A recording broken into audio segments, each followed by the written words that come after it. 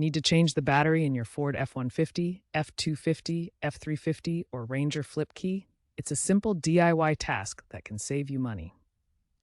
You'll typically need a CR1220 or CR1620 lithium coin cell battery, a small flathead screwdriver or plastic pry tool, and optionally gloves. First, locate the seam on your flip key fob.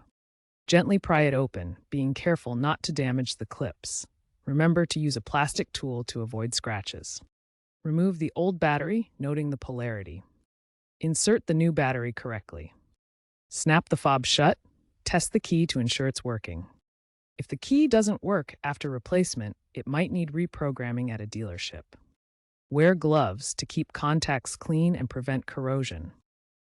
Double-check the battery type in your vehicle manual or inside the fob itself. Always work in a clean, dry environment to avoid water damage to the circuit. If using a screwdriver, be extra careful not to damage the internal circuit.